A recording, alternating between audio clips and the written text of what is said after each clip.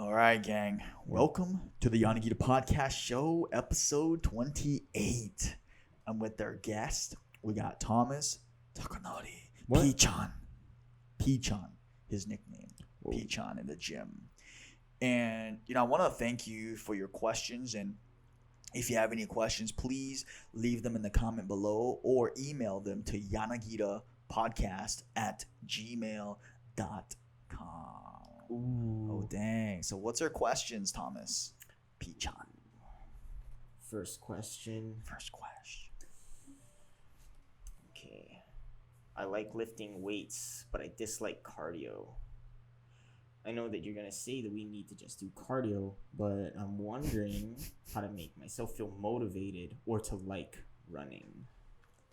So basically, they want to know how to make themselves enjoy the cardio part of fitness. And this is good too because I initially didn't like cardio. Oh, Cardio was my first form of working out. And, of course, in a perfect world, right, we'd always be excited and motivated to do all that we do, of course. But, I'd say it can be many different things. And I imagine that in the very beginning, because you said that you like lifting weights, that at the very start of your weight training journey, it probably wasn't that enjoyable, actually. There's probably a lot of pain, muscle pain, not being able to walk upstairs after leg day, if you're doing leg day. The lactic acid burning sensation of your muscles burning, your forearms burning. And it was probably an uncomfortable feeling, at least for the first couple weeks until we adapted to that pain. Same with running. If we only run once a month or even like once a week, man, it's rough because you're always going to think, oh man, it's like lifting weights once a week.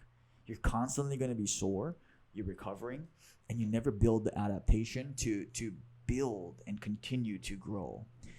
So just like running, we're going to feel different type of pain, like not like lifting weights.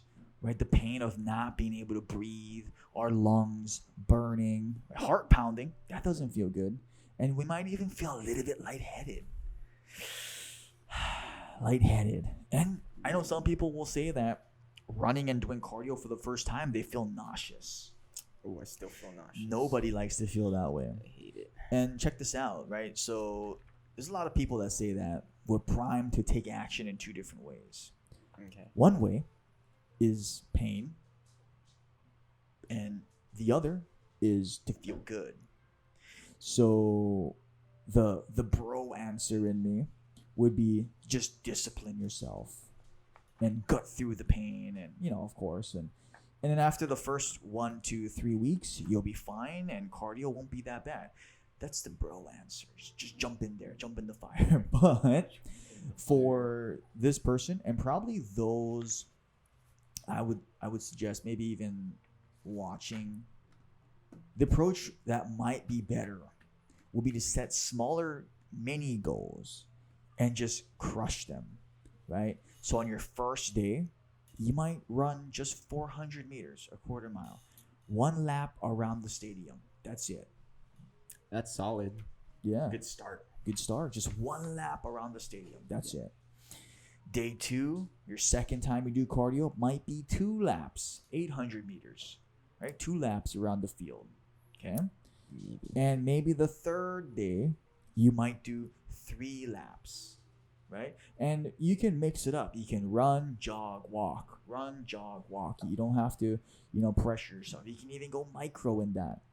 Run 1, walk 1. Boom, you got your cardio, right? Run, jog slower the second, whatever it is, but build some sort of progression and modulate whatever you're doing to fit your goals, right? So I'm not going to just tell someone just run 10 laps if their main purpose is to lose weight. It might be just 4 laps is good, and just interval training, run fast, jog slow, and repeat. So the main thing in this whole thing is to not procrastinate. Very true. Yeah, because it's so easy to be like, you know what, I'm just gonna do it tomorrow. Seems legit. I'll start next week. I'll start Monday. Monday is a good day. Yeah. Monday rolls up. Ooh, you know what? It's raining today. So that's the gods telling me not to run. Okay, so I'll do it next week. No, I'll just start January 1st. Whoa. I'll just take the month off. That's good. There you go. Just do that.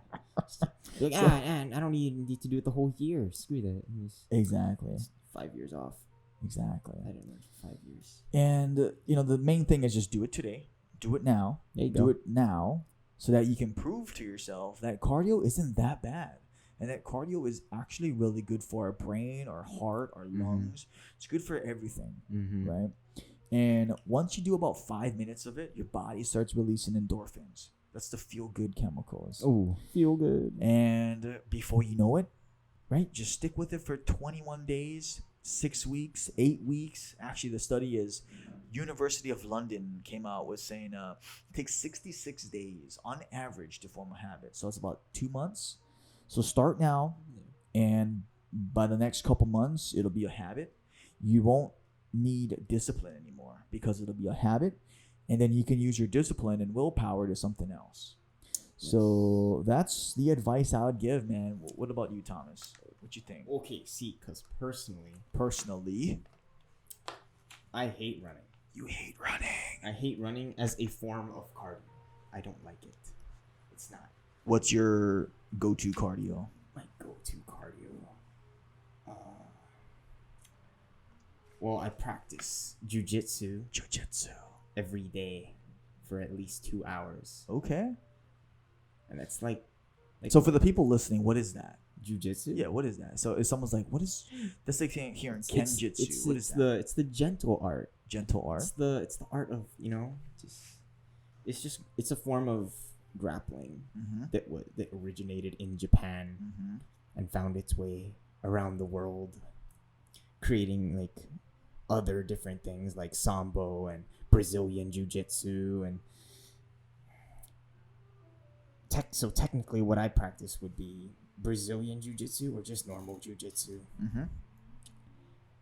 And it's basically you just grappling and rolling around with someone who may be your weight or maybe a little heavier, less than you, but there's no striking, so you can just go 100%, basically fighting this other person, just attacking them.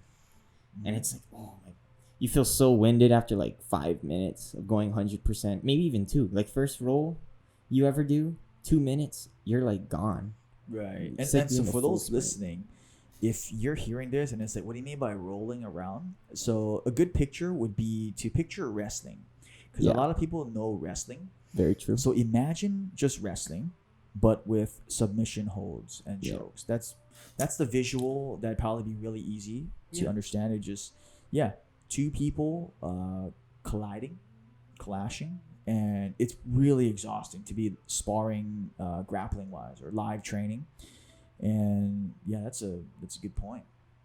Wrestling. So jiu-jitsu, that's a great thing. We'll go into it maybe in another podcast, but it's originated as a samurai art, self-defense, and gradually there was a guy named Jigoro Kano who was a jiu-jitsu master. But because of the Meiji Revolution of modernization of Japan, the samurai art of jiu-jitsu was considered more dangerous or like an art that bandits and thieves would use to fight. And so he wanted to change that stigma, so he refined it to become judo. Judo just literally also translates into the gentle path, right? And so around that same time, a lot of judokas went around the world to spread the teachings. A couple guys went to Russia, created sambo. A guy went to Brazil, America, all over the country. All over the world, actually. And fast forward, met a Gracie, then became Gracie Jiu-Jitsu, Brazilian Jiu-Jitsu, and now it's just Jiu-Jitsu all over the world. It's always evolving. But anyway, so that's a good point. That's some good cardio too. Yeah. But apparently, it's a different form of cardio. Yes. And once you I guess once you like it, once you like your cardio, it's not working the same anymore. It's not giving you pain. So you actually have to do another form of cardio. which I keep getting told, and I keep like denying. Share my pain a little bit. Well, this is the reason why, the science behind it. The longer we do a form of cardio, the more efficient we become at it. True. So let's just say I don't know my running form. So I'm a terrible runner. I have let's just say I have really bad running form. Just by running 1 mile, let's just say I burn 150 calories. Okay. But as I become more efficient, I know how to run properly, swing my arms properly. Now I use less energy to run the mile. Right? So I can do the same mile in less time and energy. But it's also a combination of your lungs getting stronger. But the technique of running becomes so good that instead of me burning 150 calories to go, I might only be burning 110.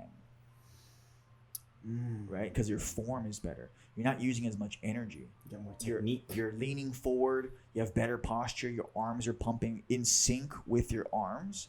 All these things will manifest into burning less calories. So